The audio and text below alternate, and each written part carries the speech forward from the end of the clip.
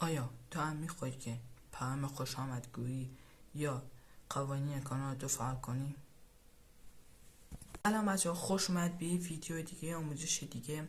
امروز میخوام پیام خوش آمدگویی یا قوانین کانالتون رو که چجوری به سابسکرایبرتون نشون بده رو فعال کنی و در واقع کسایی که کانال شما رو ساب میکنن یه پیام خوش آمدگویی برای اونها ارسال میشه.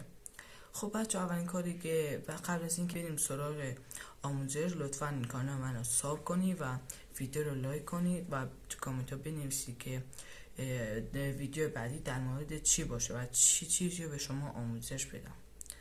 خب بچه اولین کاری که میکنی باید فیلتر شکنتون روشن باشه. این آموزش هم برای گوشی هم برای سیستم قابل امکان پذیر و میتونی با هر دوتاشون انجام بدیم.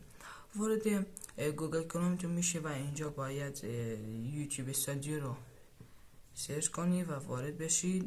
بچه قبل از اینکه وارد بشید باید مطمئن باشید که برنامه‌تون رو گوشیتون پاک کردید، چون اگه پاک نکرده باشید مستقیم میره توی برنامه و فکر کنم توی برنامه نمیشه این کار انجام داده و در واقع تو کانال در دسترس نبود.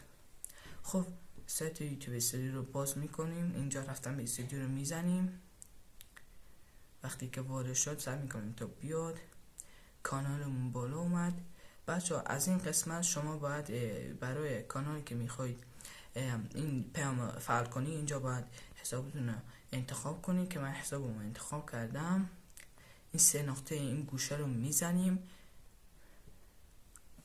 یکم میریم پایین، تنظیمات کنار ارسال و بازخورد تنظیمات رو میزنیم. این چند تا گزینه رو سمت راست برای شما بالا آورده.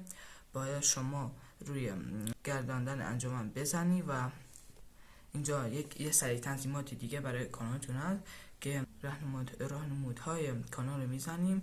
اینجا پیام خوش آمدگویی و دستورالعمل‌های شما رو به شما نشون میده که من پیام خوش آمدگویی رو اینو نوشتم و شما هم میتونی یه چیز دیگر رو بنویسی و اینجا دستورالعمل رو پاک میکنم.